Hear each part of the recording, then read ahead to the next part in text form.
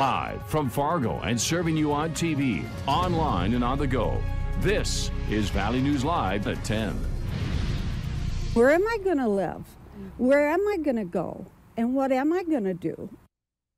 That's the sound of helplessness, and it's echoed by many around the community who say once you have a criminal past, it's basically impossible to find a good, safe place to live. Valley News Team's crime and safety reporter, Nicole Johnson, shows us one woman who got a second chance that saved her from being homeless.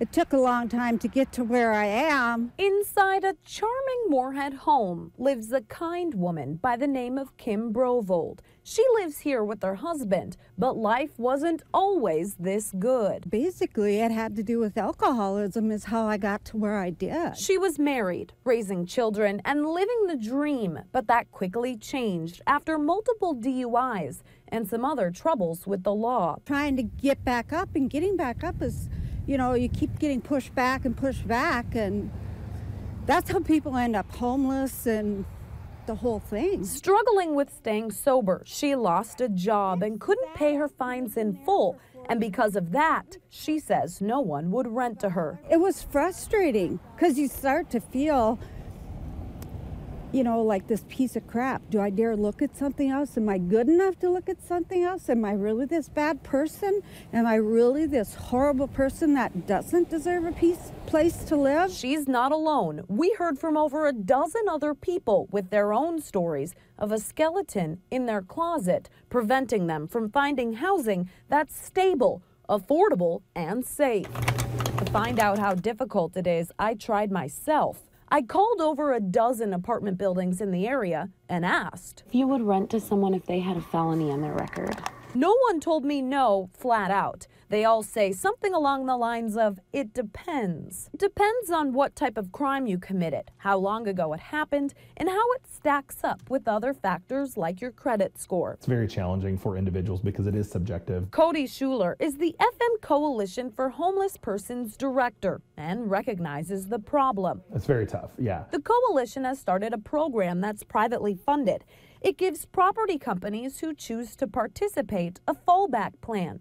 If they rent to someone who they typically wouldn't and something goes wrong, the fund helps pay for damages or lost rent. It's safer for them to be housed. It's safer for society, for everyone to be stably housed. And so that really, we need everyone to come around all of those same goals. For the program to work, he says more properties need to be willing to try it. I think we need to work more on helping people get back into society to be a better person, because if you're thrown out on the street, then you start this cycle, and once you're in this cycle, coming back is really hard. For Brovold, breaking that cycle began with someone giving her a second chance. You gotta have some hope somewhere to start to come out of this, and just throwing everyone to the curb is not the answer.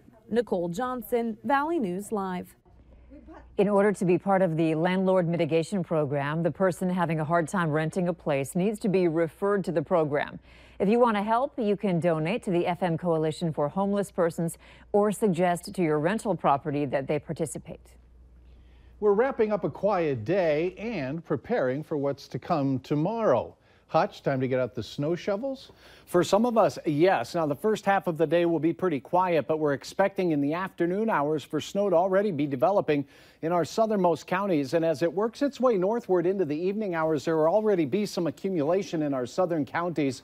Snow will continue overnight to spread into our northern valley counties, and some areas down south could see as much as 3 to 6 inches of heavy wet snow.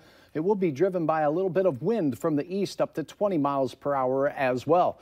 Quiet tonight, but not necessarily warm. I'll have hour-by-hour details on the timing and location of the heaviest bands of snow coming up here in just a few more moments. It'll be good to know. Thanks. House Republicans proudly unveiled their tax overhaul plan today. It proposes tax cuts worth $1.5 trillion or more. The plan shrinks the number of tax brackets from 7 to 4. It also doubles the standard deduction to $12,000 for individuals and $24,000 for married couples, and increases the child tax credit to $1,600. The biggest winners are U.S. businesses, which would see their corporate tax rate drop from 35% to 20%. The bill doesn't touch popular 401k contributions, and charitable giving remains basically unchanged. But it would eliminate deductions for medical expenses and student loans. The House Ways and Means Committee is expected to take up the bill next week. The president wants it to pass the House by Thanksgiving. Students in the Fargo School District should expect more high-tech advancements with their learning experience in the coming years. Parents and community members listen tonight to the district's plans for the future. School leaders want to keep students informed and engaged and are relying on increased technology in the classroom. And we look at that whole big picture of 21st century skills. We talk about that a lot. How do we prepare our students to be choice ready when they leave our schools and have the skills to be able to be the next creators, the inventors, those soft skills that'll help them in the workforce. Dr. Schatz added that parental feedback to the district also helps give the district's course for the future. Craft, sour, or IPA beer drinkers, there's no need to bundle up while enjoying your brew. A local brewery is expanding their space to keep you warm during the winter season and beyond. Welcome to Destination Side Room. It's Junkyard Brewing Company's newest expansion. Moorhead Mayor Delray Williams was at the brewery earlier today for the ribbon-cutting ceremony. Beefed up security at the Fargo Dome is in the works. Later on Valley News Live at 10, why this move could lead to even more acts wanting to perform there. Up next, stents are great but not perfect. What these life-saving devices aren't able to do for a person's heart health.